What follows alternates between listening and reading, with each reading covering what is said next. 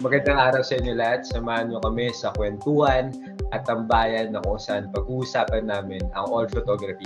Ako si Kyle Galaides, kasama si Alisa Ignacio, Pamela Bautista, at Queen Abrigo. So, what is photography? Dito po sa photography, isa sa unang natutunan ko nung binabasa ko yung module, lalo-lalo na dun sa part nung sa Cebuana at ang seaweed. Natutunan ko dito yung effects on yung perception in reality. Sabi nga ni Marcel Proust that photography replaces yung memory nga. Kasi ang napapansin ko lang din, feel ko alam nyo din to kapag usually kapag nakaka-experience tayo ng isang bagay, for example, itong situation na sabihin ko, kapag nasa beach tayo, for example, na-experience natin yung scenery, yung picture ba, na nasa beach ka, experience. Pero hanggat hindi mo ma-photograph yung experience na yun, or yung memory na yun, parang sinasabi dito na hindi mo truly na-experience yung experience na yun. Kasi nga, over time, mawawala yung idea na yun or yung memory na yun sa utak mo. Kasi walang, sabihin natin, walang tool na magka-capture ng memory na yun. Kaya doon papasok yung photography. Kasi with the use of photography, makaka-capture niya yung memories or yung moments na nangyari sa buhay natin, which in turn, masasabi natin truly na-experience natin kasi hanggat even in the future, dala-dala pa rin natin yung photograph na yun. And next page please. Ito yung sinasabi ko, yung sa Visayan Women and Sewing Machine. Pinapakita kasi dito nung kagaya ng alam nung panahon nun, hanggat we're moving towards the future, hindi natin maalala yung mga tulad nito, yung mga old hobbies and works nung panahon na old Filipino times na ginagawa nila, diba? Kasi mga ganyan, hindi na natin ginagawa yan ngayon eh. And sa next page nga po,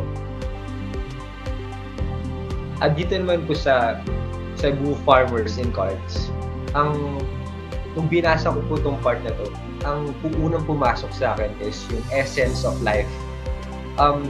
Dito kasi, sinasabi dito sa context nito, or yung word index na nasa baba niya, na kasi one of the great examples ito, kasi in the past, nung kinolonize tayo ng Spain, ang view sa atin ng mga Spaniards na hindi tayo nakita is mga Indios ba, or walang alam, at least mga nakabahag, parang ganun ba yun, parang view nila sa atin is no character.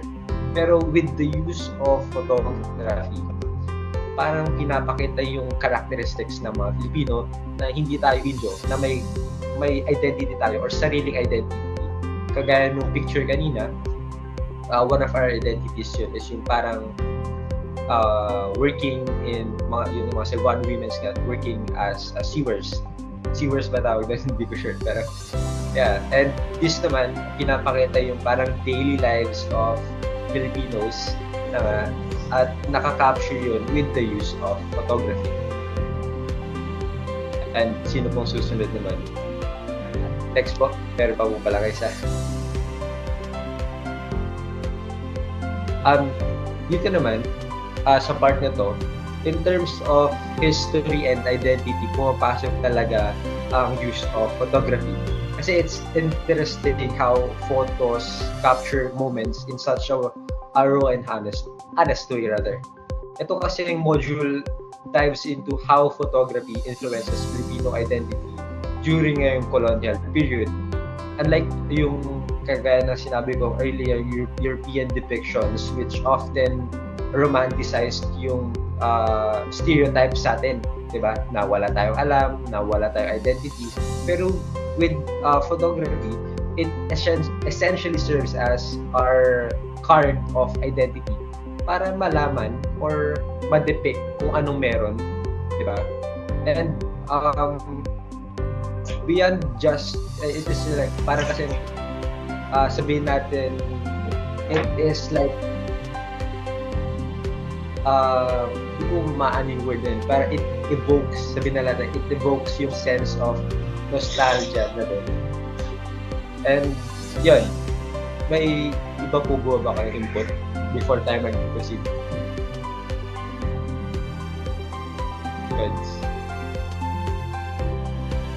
Next. Ako na. So, ayan, itong picture na to, it is a funeral of American Governor General Lawton in Manila in 1904. And dito sa bandang right, makikita na may photographer dyan. And first of all, these images, we can consider it as an visual artifact na nag-highlights mismo dun sa power and kung paano mamahala yung mga Amerikano noong panahon na sinakop nila tayo.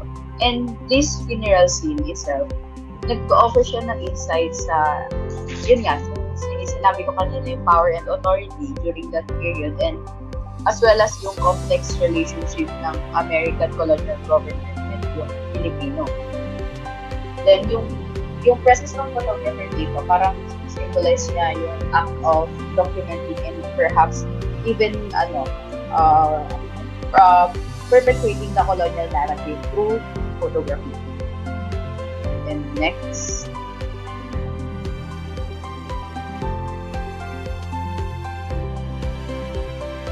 Bale, yung American Army officers with serious Filipino houseboy dun sa gilid, kung makikita nyo, medyo maliwanag lang yung image, pero parang pag titignan mo pa lang sa unang tingin yung picture, mas sense mo na agad yung inequality na dinaranas ng mga Pilipino before sa kamay ng mga Amerikano.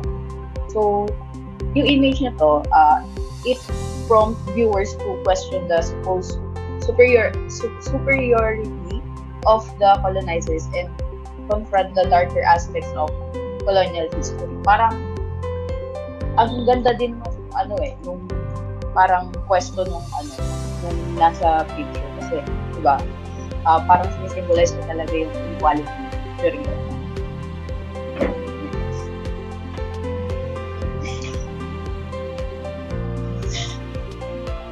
Then last, provincial stomping tour ng mga American military officials in 1900. So, yung context nito, parang ginagawa talaga ng mga Amerikano lahat para ma-colonize tayo during their stomping tour. Yung sila sa mga provincial and sasabihin nila yung mga balak nila or yung parang para sila nangangampanya, sabi na din natin na gano'n. And dati pa lang, di ba, parang hanggang ngayon dala-dala natin yung provincial stomping tour na yung mga politicians natin ngayon. Inuuna nila yung mga taong sabihin na natin nasa laylayan, pero yung mga uneducated na mas hindi nila target yung mga taong mas may alam. So, ayan. Next. May insights pa kayo or what? Speak.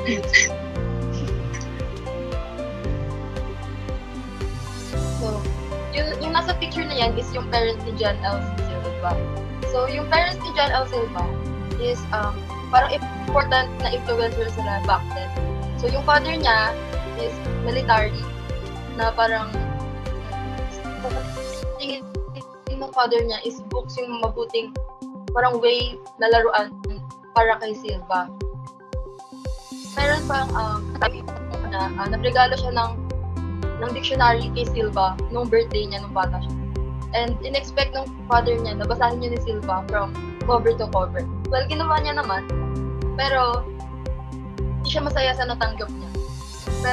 May mga words siyang natatandaan, pero may marami rin siyang nakalimutan.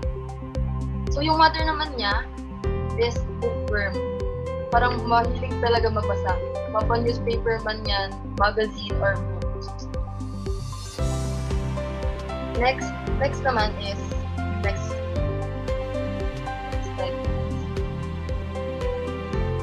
in National Geographic. So, in National Geographic, yung mother niya yung nag-introduce niyan sa kanya. Diyan niya natuklasan, nung nakita niya yung na-feature yung sa National Geographic, parang doon niya naramdaman na proud siya maging Pilipino. Parang nakasama na din dyan yung mga works ni Jose Rizal, ganun. So next slide is yung Little Brown Brother. So Little Brown Brother, sa history class nila, parang sa Philippine-American War, parang nakafocus doon is yung American version lang. Which is parang sinabi doon na may, sa Pilipinas, merong named na Aguinaldo na very makulit sa plan ng Amerika at sa effort ng Amerika na gustong gawin ng Amerika before. Parang si Aguinaldo siya yung gustong mag-save ng country that time. So pinakita yun sa Little Brown Brother, and naging interesado siya lalo, naging curious siya lalo na malaman kung ano nga ba talaga yung nangyari sa Pilipinas before. So, nung nabasa niya yan, nag-start na siyang bumili ng mga Filipiniana books, gano'n, sa books nila before. So, next. So, ayan. Isa yan sa mga diniscuss namin sa before sa class ng RPA. So, dito na ko nag-video. So, yan sa mga collection ni Silva. And actually, 4 sila. So, next na lang po. Yan. Yan. Anyway. As we can see, sobrang old photos na sila. That said, sa mga information na share natin tungkol sa photography, nakikita nyo ba as it being very important talaga? At ano yung mga natutunan nyo? Sinong gusto mag-start? Ikaw, Queen. So, ayun, sa naging pag-uusap natin dito, actually, feeling ko mas na-elaborate natin siya, no? Dito sa pag-uusap na to, sa podcast na to, kaysa dun sa class natin. Kasi itong mga diniscuss natin dito, yung iba dito, hindi talaga siya,